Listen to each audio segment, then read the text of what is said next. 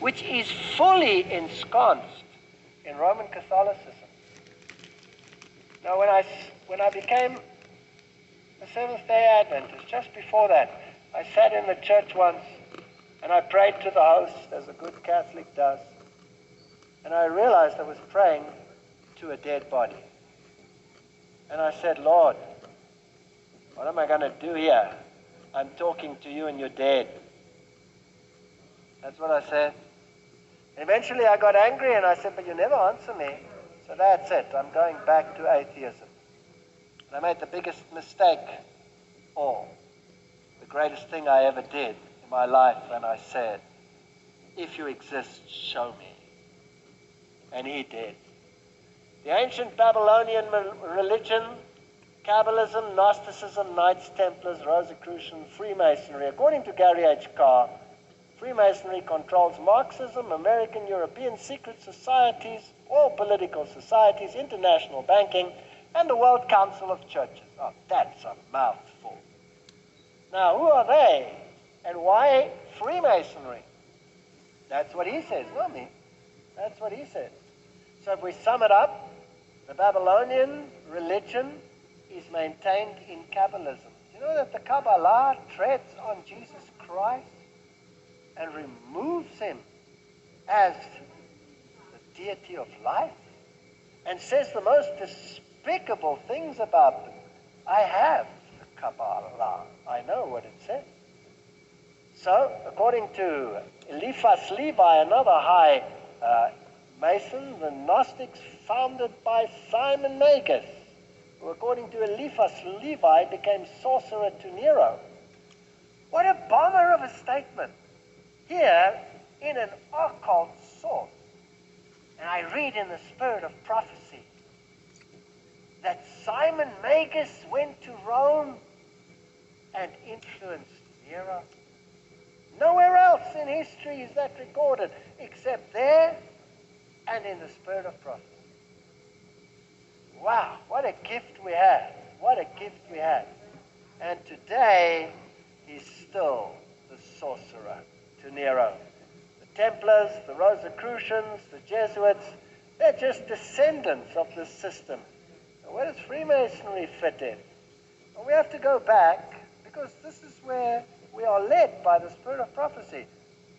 Don't join the secret societies and watch out for the Freemasons. Oh, I can give you 60 quotes showing that. The Templars, by the way, this symbol over here is used by many, many churches in the world. Who were the Knights Templars? They were a Roman Catholic order, and they were concerned with the temple sites.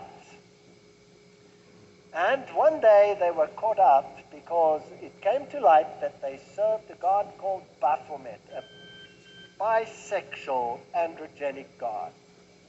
And the King of France, Philippe le Bel, had the Templars arrested on October, Friday, the 13th, 1307. It's been a bad luck day ever since. So, they had all kinds of initiations. They had to spit on the cross. They had to denounce Jesus Christ. They had to accept Baphomet as their god. They were Luciferian. And they were the richest, the most brilliant order of the Roman Catholic Church. The Pope was devastated. But they escaped, many of them. They were protected by the Spanish. Now here is the highest source of occultism today in the world. There are about 3 or 4 sources that are used in the inner circle of occultism. Blavatsky's writings, Alice A. Bailey's writings, and Albert Pike's writings. Anything else is subject to that. That's the Bible of occultism. I know. I've been in their inner circle. I've seen what they teach. And believe you me, they instruct the theologians of other churches. Secretly. I have that from the horse's mouth. Now here's the highest source in occultism, Morals and Dogma, Albert Pike, saying, the Templars, like all other secret orders and associations, had 2 doctrines. One concealed and reserved for the initiates, the bright ones, the masters, which was Johannism. So if you hear about St. John's this and St. John's that, get nervous. And the other was public, which was Roman Catholicism. So what does this tell you? It tells you that the poor Roman Catholics are being deceived by their own inner power structure, right or wrong. Because they are being preached one doctrine, which is also false in itself. But in actual fact, in the inner circle, they know what they're doing. They're actually Luciferians.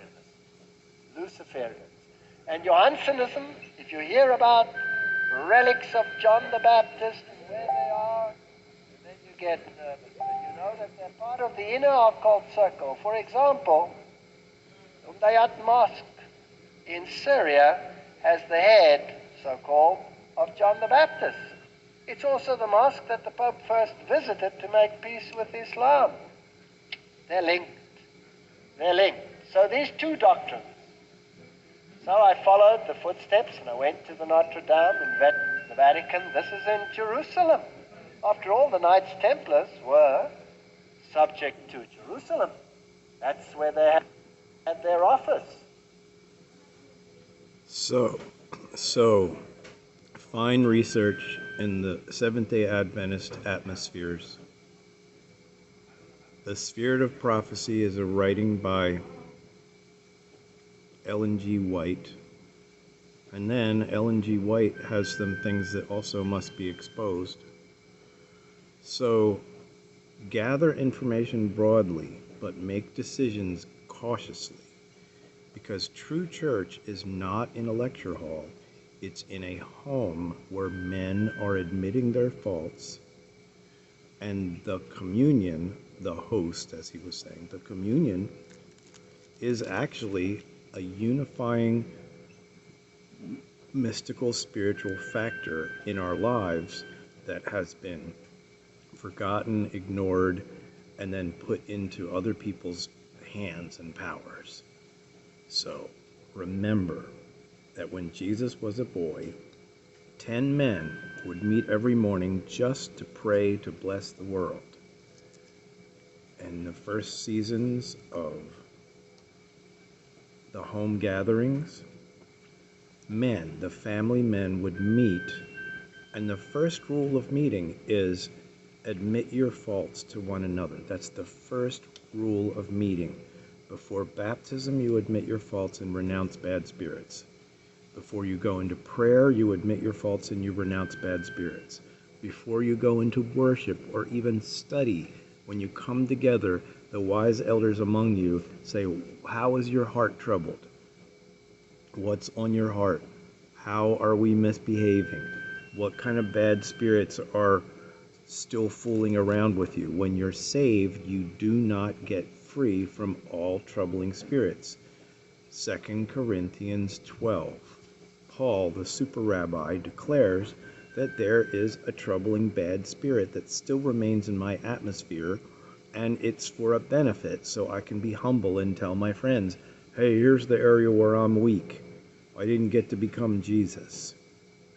So admitting faults and discerning our continuing afflicting spirits is one of the most important parts of gathering, and no one has ever done that with me in a regular way. So I challenge you, precious listener, to begin just bringing friends and family together to admit what your remaining bad spirits are, or your deeply afflicting bad spirits. If you get bitter and angry towards people, if you get furious and retaliatory and revenge oriented, that's a spirit that's actually rising up in you. If you have problems with desires for things, if you're obsessed with, something, and you get stuck in that obsession, that is a spirit presence. So discerning our afflicting spirits and admitting our faults as we come together and purifying as if we're back in the moment of baptism again, but now we take the truth meal, we take the communion meal after we have admitted our faults and shared about our personal afflicting spirits. Go, go, go. Go and do that wonderful thing. Bring your people together. Ask them, what are your dreams and objectives? Ask them, what are your joys and your strengths? What have your good experiences been? And ask them, what are your troubles? What are your former troubles? What are the troubles that remain? Dreams, joys, and troubles.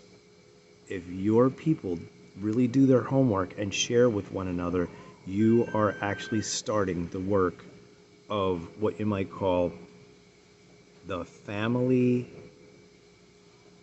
group therapy session that Jesus demanded every believer be in regularly.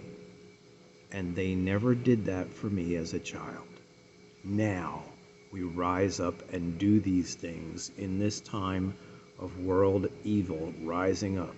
We will be the ones that refresh an entire enormous wave of families and children to be the essence of Christ in the world as it gets darker. Come on, let's do this. Come on, let's do this.